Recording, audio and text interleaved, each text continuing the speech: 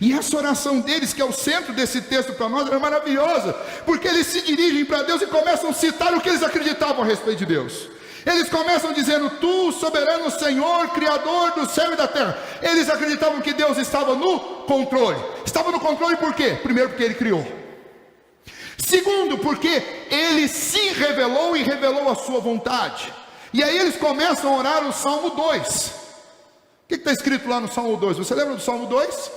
O Salmo 2 é um salmo que conta a respeito da história do reino do ungido do Senhor. Os reformadores gostavam muito deste salmo, eles usavam. Calvino tem um sermão belíssimo neste salmo, que ele divide em 4 partes, eu preciso citar as 4 partes aqui. Ele divide esse salmo dizendo que esse salmo mostra o reino do ungido anunciado, depois o reino do ungido rejeitado pelos homens, depois Deus se ri dos homens, enquanto os homens tentam de alguma maneira rejeitar o reinado de Cristo, Deus se ri deles e Deus implanta o reino de Cristo, enviando o seu Filho e fazendo com que o seu Filho pague pelos nossos pecados por amor, voluntariamente, para que o seu reino definitivamente seja implantado sobre essa terra. E por último, o salmo termina falando a respeito do reino do ungido proclamado às nações, dizendo que todos vão ouvir a respeito deste reino, e este reino será o reino que persistirá, que existirá para sempre. E adivinha de qual salmo aqueles irmãos lembraram na hora da aflição e da dificuldade? Eles lembraram de um salmo que fala que o reino de Deus, quer os homens gostem, quer não gostem, está implantado e nada pode mudar isso. E a única coisa que cabe aos seguidores de Cristo Jesus é proclamar esse reino. Eu não tenho que implantar o reino de Deus, porque ele já foi implantado. Eu não tenho que defender esse reino, porque quem defende esse reino é o Senhor Todo-Poderoso. Esse reino é o reino do Messias, e a minha missão é proclamá-lo. E então logo eles terminam a oração dizendo: Senhor, tudo que nós cremos aconteceu. Nós cremos na tua palavra, porque o Senhor revelou. Nós cremos na tua soberania. Nós cremos que o Senhor criou todas as coisas. E agora veja, tudo que o Senhor disse aconteceu, inclusive a cruz. E aí ele cita: Pôncio Pilatos e Herodes se juntaram com gente de Israel e com os gentios, e eles fizeram com Cristo. Se você observar aí no texto, diz: tudo que a tua mão determinou. Ou seja, o que eles estavam dizendo? Tudo que aconteceu com Jesus foi absolutamente planejado e controlado pelo próprio Deus. Sabe o que isso significa? Martin Lloyd Jones, num dos seus sermões, ele dizia isso: a cruz não foi um acidente de percurso, mas a cruz foi um plano de Deus para a nossa redenção. É plano, é projeto. Então vejam só, vamos entender a lógica da oração desses irmãos. Eles estão buscando acalmar o coração em Deus, acalmar o coração da comunidade em Deus. Eles estão buscando paz em Deus, porque eles estão relembrando que Deus criou, que Deus revelou o que ia acontecer, que Deus fez acontecer exatamente do jeito que Ele disse que aconteceria. E agora o que cabe àquela igreja? O que cabe àquela igreja é, depois de se acalmar em Deus, fazer aquilo que é a única coisa que Deus deixou para nós. Lembra da grande comissão de Jesus? Ide por todo o mundo, pregai o Evangelho, anunciai, fazei discípulos. Foi isso que Jesus disse para nós fazermos. Deus não disse para a gente ficar roendo unha, nem no Antigo Testamento e nem no Novo. Muito pelo contrário, Deus diz: aquietai-vos e sabei que eu sou Deus. Eu sou exaltado aonde? Sou exaltado no céu, mas também sou exaltado na terra. E eu gosto muito desse salmo, eu quero inclusive citá-lo para vocês, lê-lo para vocês. É o Salmo 46. Olha só como o Salmo 46 fala do mesmo que essa igreja está vivendo. Essa igreja ousava ficar calma no meio do grande conflito. Você precisa ficar calmo antes de tomar uma posição. Você precisa acalmar o coração antes de dizer as coisas certas. Você precisa dessa paz que vem do céu, para que você possa encarar os conflitos da vida. Por isso que o salmista escreveu, abre aspas: Deus é o nosso refúgio e fortaleza, socorro bem presente nas tribulações. Portanto não temeremos, ainda que a terra se transtorne e os montes se abalem no seio dos mares, ainda que as águas tumultuem e espumejem na sua fúria, os montes se estremeçam. Há um rio cujas correntes alegram a cidade de Deus, o santuário das moradas do Altíssimo. Deus está no meio dela, jamais será abalada. Deus a ajudará desde a antemanhã. Bramam nações, reinos se abalem. Ele faz ouvir a sua voz e a terra se dissolve. O Senhor dos exércitos está conosco. O Deus de Jacó é o nosso refúgio. Vinde, contemplai as obras do Senhor, que assolações efetuou na terra. Ele põe termo à guerra até os confins do mundo. Quebra o arco e despedaça a lança. Queima os carros no fogo. Aquietai-vos e sabei que eu sou Deus. Sou exaltado entre as nações, sou exaltado na terra. O Senhor dos exércitos está conosco. O Deus de Jacó é o nosso refúgio. A igreja precisa se acalmar. Ousadia é ficar calmo. Mas não é ficar só calmo, viu, irmãos? E aí nós vamos para o terceiro item, né? Porque infelizmente a igreja às vezes se acalma até demais. Essa calmaria aqui é aquela calmaria de não se desesperar diante das circunstâncias. Jesus morreu. Sim, morreu, mas era plano de Deus. Jesus ressuscitou, mas foi embora. Não, ele foi, mas ele disse que estarei convosco todos os dias até a consumação do século. Mas ele era Jesus, o Filho de Deus. Nós somos os homens que vamos fazer essa obra no nome de Jesus. Estão nos ameaçando. Sim, estão nos ameaçando. Mas quem é que governa esses homens que nos ameaçam? Se Herodes e Pôncio Pilatos fizeram o que Deus quis que eles fizessem, nós vamos ficar com medo agora das ameaças? De jeito nenhum. Nosso coração se acalma em Deus. Isso é ousadia. Mas vamos sair da calmaria. Fazer da vida um culto. Fazer da vida uma disposição de glorificar a Deus. Se acalmar no Senhor. E agora, aqueles irmãos, eles viviam ousadamente porque eles, confiados na soberania de Deus, eles proclamavam e viviam o Evangelho de Cristo Jesus. Ou seja, eles davam um testemunho completo, capacitados pelo poder do Espírito Santo. Qual a diferença entre aquele Pedro que negou Jesus e aquele Pedro que pregou e 3.000 almas foram convertidas? A diferença é que ele estava cheio do Espírito Santo de Deus. E este Pedro aqui agora, junto com aquela igreja, eles oram e pedem ao Senhor, depois de fazer o seu hino, a sua doxologia, a soberania e ao governo de Deus, eles fazem um pedido ao Senhor. Versículo 29. Agora, Senhor, olha para as suas ameaças e concede aos teus servos que anunciem com toda a intrepidez a tua palavra, enquanto estendes a mão para fazer curas, sinais e prodígios, por intermédio do nome do teu santo servo Jesus. Eles queriam ficar escondidos? Eles queriam uma colônia de férias? Eles queriam ficar aquartelados? Senhor, mantém esse povo lá de fora, nós vamos ficar aqui do lado de dentro da igreja, vamos cantar dia e noite sem parar, vai ser uma benção. Era isso que eles queriam? Eles não queriam isso. A vida deles é um manifesto à glória do Senhor e ao nome do seu ungido Jesus. Então o que eles pedem ao Senhor, eles pedem: Senhor, olha para as ameaças que eles estão nos fazendo e nos dá intrepidez, porque nós vamos falar a verdade que esse povo precisa ouvir. E é interessante que eu acredito que dos maiores exemplos do que eles pediram e do que Deus fez na vida deles é quando você lê o sermão de Estevão. Você vai para o capítulo 7 e vê o que Estevão pregou. Capítulo 7 e 8, o que Estevão pregou na cara dos membros do Sinédrio. Se você olhar o sermão de Estevão lá, você vai ver que Estevão começa assim: meus irmãos, vocês lembram do que o povo de Israel e do que as autoridades judaicas sempre fizeram? Moisés veio e disse verdade. O que vocês quiseram fazer com ele? Vocês quiseram matá-lo. Depois o Senhor mandou os profetas, e cada um dos profetas que levanta para dizer a verdade, vocês matam. Por fim, vocês mataram o Senhor Jesus e vão fazer o mesmo comigo. Tem noção que é chegar diante das maiores autoridades de uma cidade e começar a colocar o dedo no nariz deles e falar que eles estão errados? Para fazer isso, você precisa ter um compromisso de fazer da sua vida um tributo ao Senhor Jesus. Para fazer isso, você tem que ter o coração completamente acalmado na soberania de Deus. E ungido, cheio do poder do Espírito Santo, você vai dizer a verdade para quem precisa ouvir. Infelizmente, o nosso país chegou na condição em que chegou, porque nós cristãos, que somos uma porcentagem incrível dentro desse país, nós não temos a mesma coragem que esses irmãos tinham. E pior do que isso, irmãos, nós não temos ouvido e nem feito essa oração a Deus: Senhor, nos dá intrepidez para falar. Quantas vezes você já orou isso? Quantas vezes nós já oramos isso?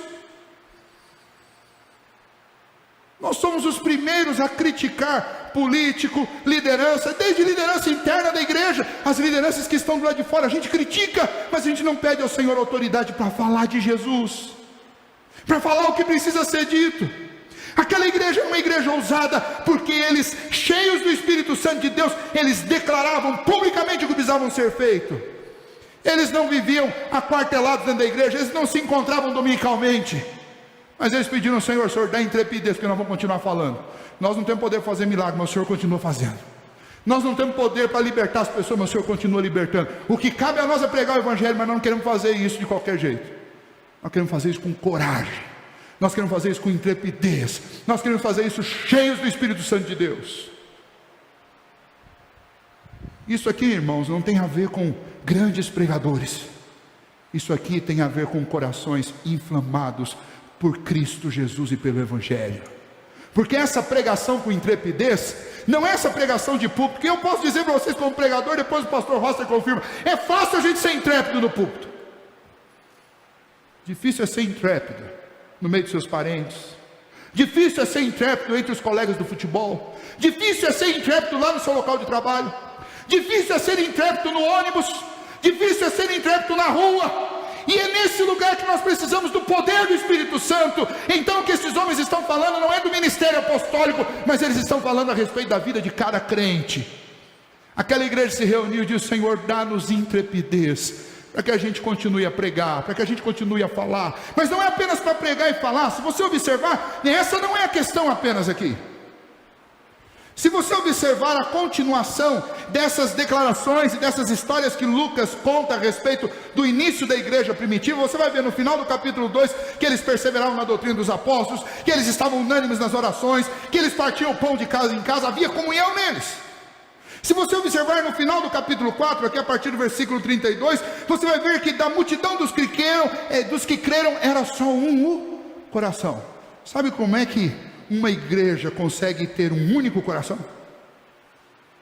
Só se Deus atuar poderosamente, dando intrepidez para cada membro fazer o que Paulo nos ensina: considerar cada um o outro superior a si mesmo. É preciso ter muita coragem para fazer isso, para abrir mão do seu direito, para abrir mão da sua vontade e considerar a vontade do outro antes da sua. Exemplo prático: tinha um camarada lá, muito rico, chamado Barnabé. O que ele faz? Ele pega, olhando a necessidade dos irmãos da igreja, o que ele faz? Ele vai e vende suas propriedades, traz para os apóstolos: eu não vou nem tratar desse negócio aí. Vocês dividem aí, vê quem está precisando mais, para que ninguém aqui na igreja passe necessidade. Irmãos, tem que ter muita coragem, tem que estar cheio do Espírito Santo de Deus. E o que esse texto está mostrando para nós, e isso daqui é tudo a ver com Cristo e com o poder do Espírito Santo, é que quando uma igreja está cheia do Espírito Santo, ela não apenas tem coragem para falar, mas ela tem coragem para viver. Eles estavam cheios do Espírito Santo, e o Espírito Santo os capacitava a intrepidamente viverem a serviço uns dos outros. E aí é como se nós voltássemos, como se a gente tivesse um loop e voltasse lá no início do capítulo 3. Pedro e João sabiam que estavam arriscando o pescoço, pedindo que Deus fizesse um milagre na Porta Formosa. Mas eles fizeram, porque eles não viviam para eles, mas eles viviam para Cristo, a serviço do outro. E é isso que nós precisamos, irmãos. As pessoas que não estão nesses bancos que estão vazios, elas estão neste mesmo momento precisando de nós em outro lugar. Aqui na rua, na avenida, dentro dos metrôs. Uma vez eu falei para o meu filho, que acho que raramente andou de metrô. Primeiro porque a gente mora no interior, segundo quando a gente vem para cá a gente anda de carro. Uma vez eu falei para ele: filho, sabe uma das coisas que eu mais vi em metrô durante o tempo de seminário? Voltava no domingo à noite, talvez seja por isso. No domingo à noite, quando eu voltava lá da Zona Leste para o seminário, muitas vezes eu vi gente chorando dentro do metrô. Gente vazia, desiludida, sem esperança. No final de uma noite de domingo, sem nada no coração, só desespero. Vocês acham que o número de pessoas diminuiu? Não diminuiu. Elas continuam lá, e não aqui. Talvez exatamente porque nós não temos a mesma intrepidez que a igreja primitiva tinha. E é essa intrepidez que nós precisamos buscar. Você que está assistindo aí na sua cidade onde você está, tem gente vazia, tem gente sofrendo, tem gente desesperada, que precisa do Senhor Jesus. E eu te desafio, e esse desafio é para mim também, que nós comecemos a orar e pedir: Senhor, nos ajuda, nos dê intrepidez para falar do Evangelho, para viver o Evangelho, porque crentes não são pessoas apenas de teoria, mas são pessoas de ação. E a santa ousadia do povo de Deus consiste exatamente nisso, de não apenas discursar, mas viver e fazer a vontade do Senhor Jesus. Portanto, vede prudentemente como andais, não como nécios, e sim como sábios, remindo o tempo, porque os dias são maus. Por essa razão, não vos torneis insensatos, mas procurai compreender qual é a vontade do Senhor, e não vos embriagueis com vinho, no qual há dissolução, mas enchei-vos do Espírito, falando entre vós com salmos, e entoando e louvando de coração ao Senhor, com hinos e cânticos espirituais, dando sempre graças por tudo ao nosso Deus e Pai, em nome do nosso Senhor Jesus Cristo, sujeitando-vos uns aos outros no temor de Cristo. O vinho não pode fazer isso com você, mas o Espírito Santo de Deus faz. Por isso nós precisamos do Espírito Santo de Deus para viver essa vida ousada. O texto termina dizendo que depois que eles oraram, aquele lugar tremeu. Deus se manifestou poderosamente naquele lugar. Não é uma nova descida do Espírito Santo, mas o texto diz que eles ficaram cheios. O texto não diz que eles não tinham Espírito Santo, mas o texto diz que eles ficaram cheios do Espírito Santo. E eles ficaram cheios do Espírito Santo, meu querido, meu irmão, minha irmã. Sabe por que eles ficaram cheios? Porque eles pediram. O apóstolo Paulo diz isso, que nós devemos nos encher do Espírito Santo. Isso é uma tarefa de cada crente: buscar, orar, pedir e clamar ao Senhor, porque o Espírito Santo já está dentro de você. E se não está, esta é a noite para você crer em Cristo Jesus, para que você receba esse Espírito em seu coração, e Ele transforme o seu coração e te faça crer no Mestre Jesus. E então, ser cheio do Espírito, para que a sua vida e a minha vida, as nossas vidas, a vida da nossa igreja, seja uma vida diferente. Não seja uma vida de passividade, não seja uma vida de intranquilidade, não seja uma vida de ansiedade, mas seja uma vida que manifesta a glória de Cristo, que se acalma no governo de Deus e que age, que faz, que trabalha, que se doa, que se entrega. Afinal de contas, você lembra de Gálatas 5:22, que fala a respeito do fruto do Espírito, não lembra? Mas o fruto do Espírito é amor, alegria, paz, longanimidade, benignidade, bondade, fidelidade, mansidão, domínio próprio. Contra estas coisas não há lei. E os que são de Cristo Jesus crucificaram a carne com as suas paixões e concupiscências. Se vivemos no Espírito, também andemos no Espírito. É isso que o Senhor quer de nós, que nós façamos a nossa vida um manifesto à glória de Cristo, que nós nos acalmemos na soberania de Deus, no seu governo, e que nós saiamos do campo das conjecturas, saiamos da frieza, da insensibilidade, da estagnação, do aquartelamento, e investamos no reino de Cristo Jesus, e anunciemos Jesus a todos os homens. Eu estou encerrando e eu gostaria de considerar com você: como está a sua vida cristã? Existe em você alguma semelhança com Pedro e João? Como nós estamos? Com quem nós nos parecemos? Com aqueles membros do Sinédrio que acharam ruim quando alguém começou a fazer alguma coisa em nome de Jesus? Ou nós nos parecemos com Pedro e João? Eu diria que esse mundo precisa de muitos Pedros e muitos Joãos. Esse mundo precisa de gente que viva para Cristo. Eu louvo a Deus por vocês que estão aqui na segunda-feira, ou aqueles que estão reservando esse tempo em casa e assistindo. Louvo a Deus de coração por vocês.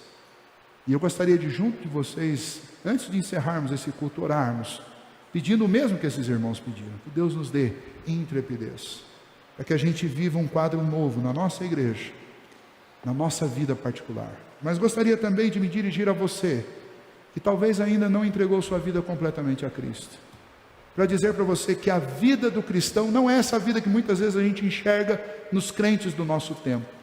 A vida do cristão é essa vida apaixonante, esta vida que é uma santa aventura, porque é uma vida de santa ousadia que nós ouvimos neste texto da palavra do Senhor. E eu tenho certeza, se eu perguntar para você, você quer essa vida? Eu tenho certeza que você vai dizer sim. E então eu pergunto, se você quer essa vida, eu falo para você o mesmo que Pedro e João disseram para aquela multidão: crê no Senhor Jesus, arrependa-se e creia no nome de Jesus, que Ele te dará uma vida totalmente nova. E o que você vai imitar? Você vai imitar a vida destes homens aqui, e nós vamos nos esforçar para imitar também, para que esse mundo veja uma igreja vibrante, fervorosa, animada, sensibilizada, atuante, uma igreja cheia do poder do Espírito Santo. Que Deus nos ajude. Nós precisamos, irmãos, da santa ousadia do povo de Deus. Não esqueça disso. E que o Senhor te abençoe em nome de Jesus. Feche os seus olhos. Ó Deus bendito, nós te louvamos, ó Pai, pela tua palavra. Te louvamos, ó Deus, porque na tua palavra o Senhor revela a tua vontade ao nosso coração. O Senhor lança luz nas nossas trevas. O Senhor, ó Deus, dirime as nossas dúvidas. E, ó Deus, nessa noite nós te louvamos porque nós podemos contemplar através das letras de Lucas, através da tua palavra santa e inspirada, nós podemos contemplar um pouquinho daquilo que foi a vida desses teus servos no passado. Ó Senhor, muito obrigado, porque eles fizeram da vida deles um manifesto ao nome de Cristo. É por isso que hoje nós conhecemos o nome de Cristo, porque eles não tiveram medo, mas eles, cheios do Espírito Santo do Senhor, acalmados na soberania do Senhor, do poder do Senhor, eles com intrepidez anunciaram o Evangelho, e este Evangelho rompeu as fronteiras da Palestina, rompeu as fronteiras do Oriente, rompeu as fronteiras das Américas, e chegou até onde nós estamos, ó Deus. E agora nós pedimos ao Senhor, em nome de Jesus, que o Senhor nos conceda este mesmo Espírito, encha-nos com o teu Espírito, para que nós possamos cumprir a nossa missão nesse tempo, e levar o Evangelho do Senhor, para que Ele rompa as barreiras desse tempo, para que Ele rompa os obstáculos desse tempo, e novas fronteiras sejam, ó Deus, vencidas e alcançadas, pelo poder do nome de Cristo Jesus, para que outros sejam salvos, para que outros sejam libertos, para que outros sejam curados. É a oração que nós fazemos nessa noite. Ó Deus, trabalha no coração de cada um de nós que estamos ouvindo esta mensagem, para que ela penetre o nosso interior, ó Deus, e para que ela não nos deixe em paz, que o teu Espírito, ó Deus, nos inquiete, para que nós possamos de coração buscar do Senhor o poder para viver uma vida completamente nova, ó Deus. Nós não queremos mais, nós não suportamos mais esta vida de cristianismo frio, insensível, aquartelado. Nós queremos, ó Deus, e suplicamos por tua misericórdia, que o Senhor nos anime, ó Deus, a sermos uma igreja atuante, a sermos uma igreja participante, a sermos uma igreja sensível, a sermos uma igreja que realmente, ó Deus, vive para a glória do Senhor e não apenas discursa. Ó Deus, em nome de Jesus, e o Senhor faça isso conosco, ó Pai, porque só o Senhor pode fazer. E ó Deus, que o Senhor possa também quebrantar e transformar aqueles corações que ainda carecem de realmente ter uma experiência com o Senhor e de conhecer o teu Filho Jesus na alma e não apenas na mente.